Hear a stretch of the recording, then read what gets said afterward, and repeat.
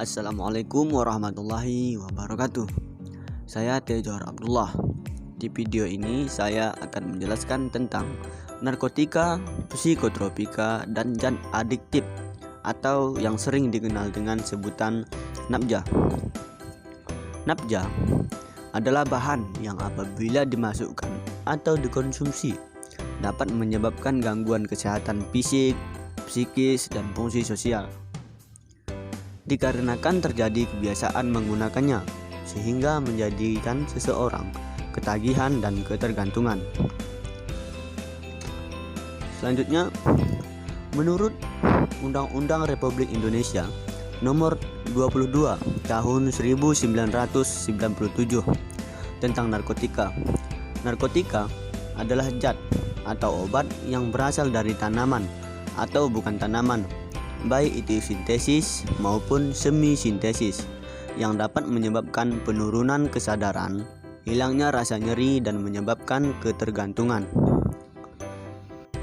Di awal tadi telah dijelaskan bahwa nafza adalah narkotika, psikotropika, dan zat adiktif. Sekarang saya akan menjelaskan tentang narkotika. Narkotika terbagi menjadi 3 golongan. Golongan pertama adalah narkotika yang dapat digunakan untuk tujuan pengembangan ilmu pengetahuan, namun tidak dapat digunakan untuk terapi. Narkotika jenis ini mempunyai potensi yang sangat tinggi, mengakibatkan ketergantungan.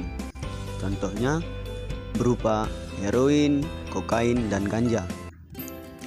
Narkotika jenis atau golongan kedua adalah narkotika yang berkhasiat untuk pengobatan, bisa digunakan untuk terapi atau untuk tujuan pengembangan ilmu pengetahuan, serta mempunyai potensi tinggi menyebabkan ketergantungan. Contohnya morfin, betadine, dan lain-lain.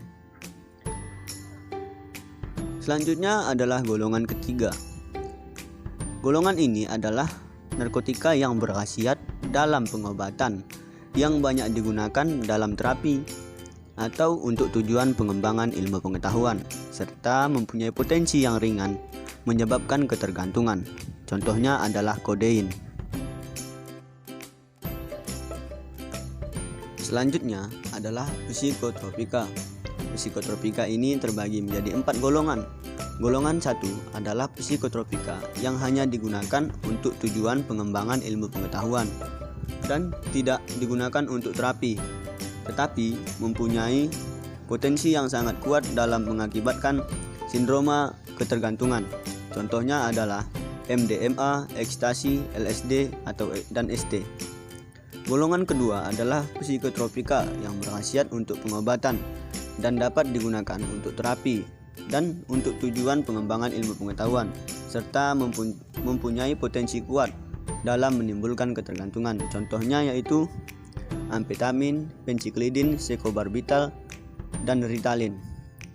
Golongan ketiga adalah psikotropika yang berkhasiat untuk pengobatan dan sangat luas digunakan dalam terapi dan untuk tujuan pengembangan ilmu pengetahuan, serta mempunyai potensi yang sedang dalam menimbulkan ketergantungan. Contohnya yaitu phenobarbital dan flunitrazepam.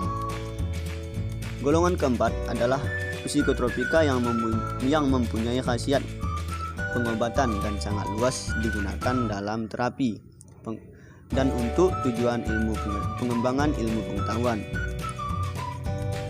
Psikotropika golongan 4 mempunyai potensi yang ringan untuk menimbulkan ketergantungan. Contohnya yaitu diazepam, klobazam, bromazepam, dan clonazepam.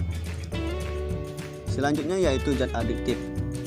Zat adiktif adalah bahan lain yang bukan narkotika ataupun psikotropika yang merupakan inhalasi yang penggunaannya dapat menimbulkan ketergantungan seperti lem, aseton, ether, premix, dan lain-lain.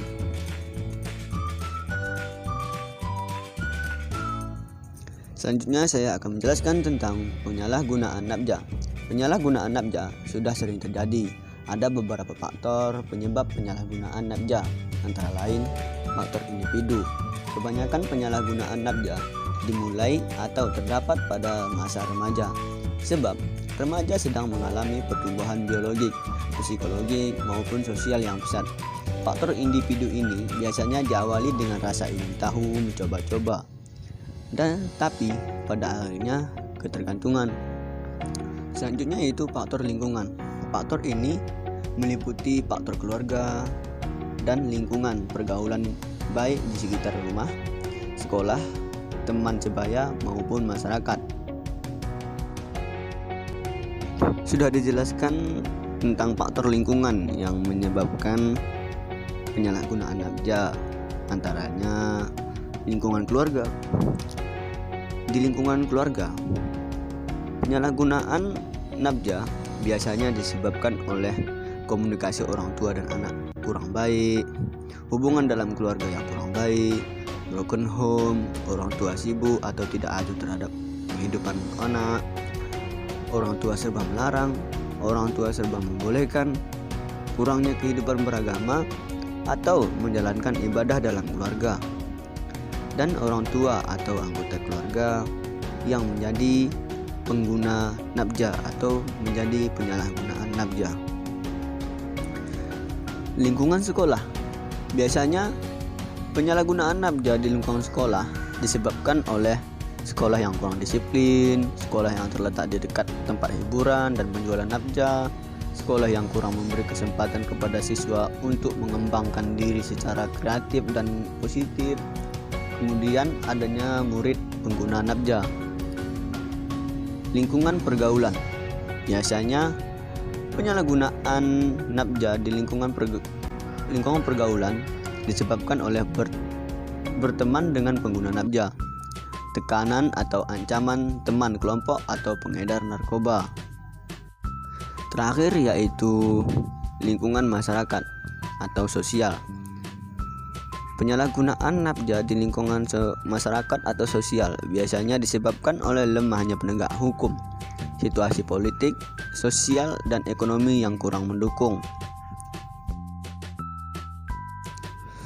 Kemudian cara yang dapat dicoba untuk mengobati pecandu narkoba yaitu alihkan perhatian pecandu narkoba pada kegiatan positif atau hal-hal favoritnya seperti menonton film, berolahraga, pergi jalan-jalan dan sebagainya. Kemudian melakukan detoksifikasi, melakukan stabilisasi untuk pemulihan jangka panjang, terapi akupuntur secara rutin, kemudian mengikuti kegiatan keagamaan dan mengikuti kegiatan rehabilitasi. Saat ini, bahaya dan dampak narkoba atau narkotika dan obat-obatan pada kehidupan dan kesehatan pecandu dan keluarganya semakin meresahkan. Bagai dua sisi mata uang narkoba menjadi zat yang bisa memberikan manfaat dan juga merusak kesehatan. Seperti yang sudah diketahui, ada beberapa jenis obat-obatan yang termasuk ke dalam jenis narkoba yang digunakan untuk proses penyembuhan karena efeknya yang bisa menenangkan. Namun, jika dipakai dalam dosis yang berlebih, bisa menyebabkan kecanduan. Penyalahgunaan ini mulanya karena si pemakai merasakan efek yang menyenangkan. Dari situlah muncul keinginan untuk terus-menerus menggunakan agar bisa mendapatkan ketenangan yang bersifat halusinasi.